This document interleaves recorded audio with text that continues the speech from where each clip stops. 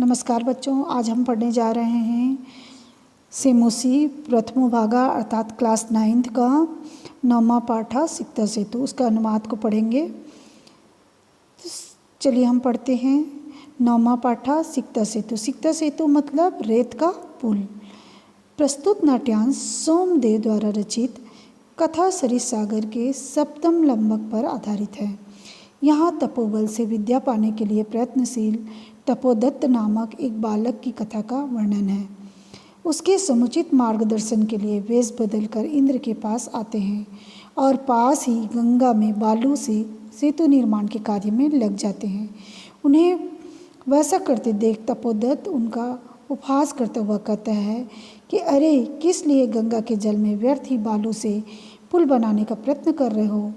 इंद्र उन्हें उत्तर देते हैं, यदि पढ़ने सुनने और अक्षरों की लिपि के अभ्यास के बिना तुम विद्या पा सकते तो बालू से पुल बनाना भी संभव है।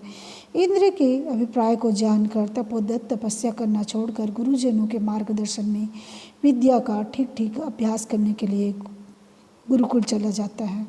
तो इस पाठ का सार यही है। तो चलिए पढ़ते हैं सिक्ता सेतु। सिक्ता सेतु पढ़ने से पहले हम उसका शब्दार्थ देख लेते हैं।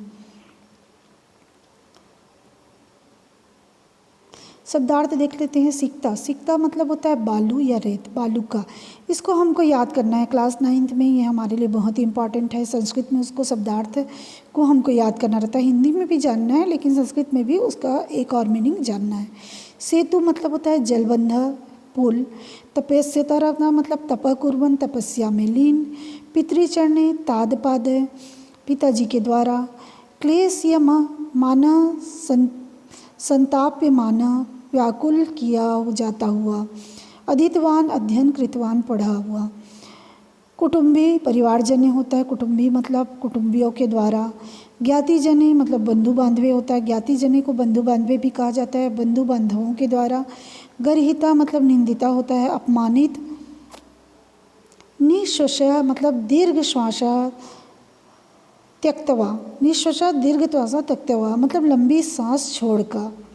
दुर्बुद्धि मतलब होता है दुर्मति, दुष्ट प्रबुद्धि वाला। परिधाने मतलब होता है वस्त्र, कपड़ों से, पहनावों से। मार्ग भ्रांत होता है पथभ्रष्टा, राह से भटका हुआ। उपते मतलब होता है प्राप्नोति, जाता है, समीप जाता है। समीपम मतलब होता है गच्छति, प्राप्नोति समीपम गच्छति। उपैति मतलब होता है, ठीक है। तपश्चर्या मतलब होता है तपसा या तपस्या के द्वारा। जलो उच्छल ध्वनि मतलब होता है जलो वर्ध गते शब्द, पानी के उछलने की आवाज़। कलोच्छलना मतलब होता है तरंगो उच्छलना से शब्द, मतलब तरंगों के उछलने की जो ध्वनि होती है उसे तरंगो उच्छल ध्वनि कहा जाता है। तो इस प्रकार इसका शब्दार्थ है। अब हम उसका अनुवाद देखते हैं। तो चलिए देखते हैं। तथा प्रविशति तपस्या रता तपोदत्त। तथा प्रविशति तो फिर प्रवेश करता है। तपस्या में लीन तपोदत्त प्रवेश करता है। फिर तपस्या में लीन, तथा मतलब फिर, प्रविशति मतलब प्रवेश करता है। तपस्या रता तपोदत्त, तपस्या में लीन तपोदत्त प्रवेश करता है। तपोदत्त कहता है, तपोदत्त अहम अस्मि तपोदत्ता बाल्ये पितृचरणे क्लेश सयमानो अपि विद्यां न अधीतवानस्मि, तस्मात् सर्वे कुटुम्बी मित्रै ज्ञातिजनश्च गर्हितो अभवत्। अभवम्, है ना। तो देखो, अहम अस्मि तपोदत्त, मैं तपोदत्त हूँ। तपोदत्त बोलता है मैं तपोदत्त हूँ। बाल्ये पितृचरणे क्लेशयमानो अपि विद्यां न अधीतवान अस्ति, बचपन में पिता के द्वारा संतप्त होने पर ही विद्या का अध्ययन नहीं हो पाया। विद्या का अध्ययन नहीं कर बाल्ये पितृचरणे, बाल्यकाल में पिता के चरण में। क्लेशयमानो अपि विद्या संतप्त होने पर भी, उसके साथ रहने पर भी। विद्या न अधीतवान मस्ति, विद्या का अध्ययन नहीं कर पाया।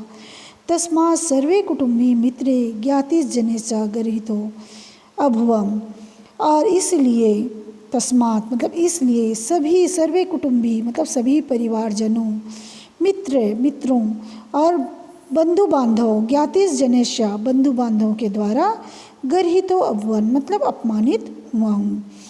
मैं विद्यक अध्ययन नहीं कर पाया हूँ, इसीलिए मैं सभी परिवारजनों के साथ में, मित्रों के साथ और बंधु बांधवों के द्वारा अपमानित हुआ हूँ।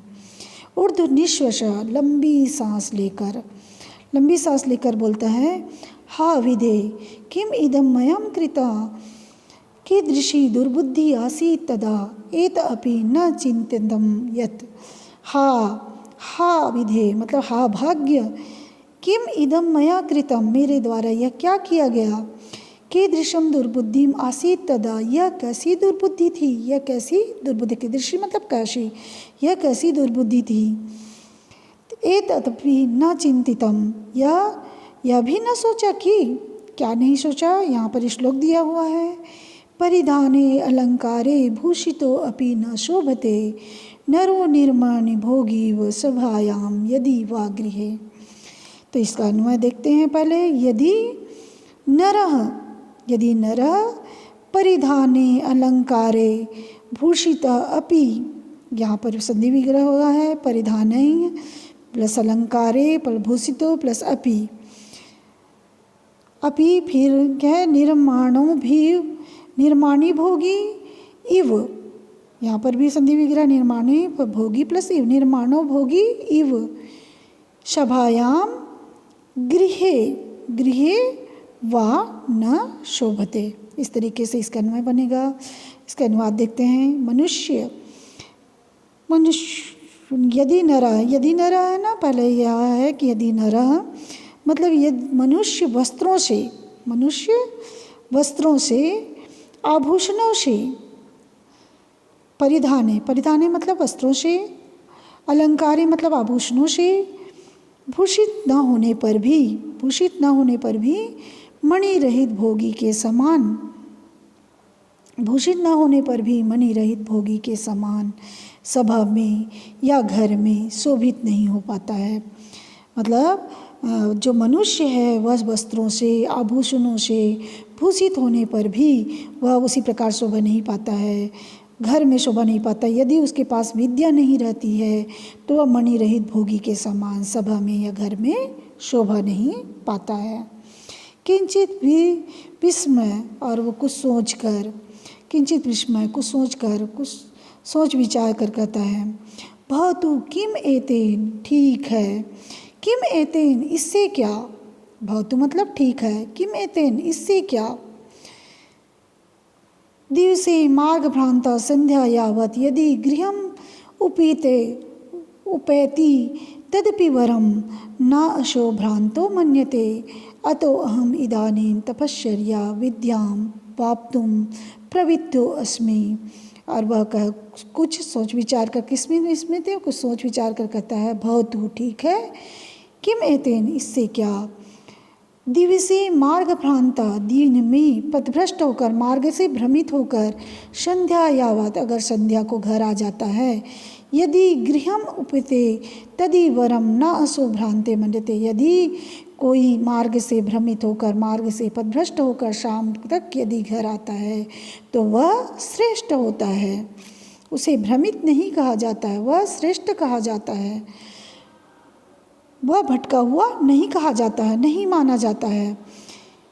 ये तो अहम इदानीं तपश्चर्या विद्याम वाप्तुम प्रवृत्तो अस्मि, अब तपस्या से विद्या प्राप्त करने में प्रवृत्त होता हूँ। और वह बोलता है कि ये तो अब इदानीं मतलब अब मैं तपस्या करके विद्या प्राप्त करने में लग जाता हूँ, प्रवृत्तो अस्मि लग जाता हूँ।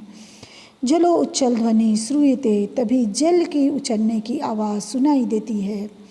अये कुतो अहम कल्लोलो उच्छल ध्वनि, अरे, और बोलता है कि अरे यह तरंगों के उछलने की ध्वनि कहाँ से आ रही है, कुतो अहम कहाँ से, कल्लो उच्छलो ध्वनि तरंगों के उछलने की ध्वनि कहाँ से आ रही है।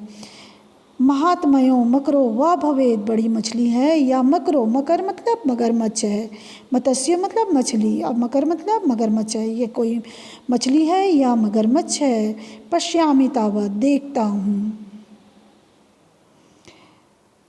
पुरुष एकम सिक्ताभि सेतु निर्माणम प्रयासम कुर्वाणम दृष्टवा साहसम।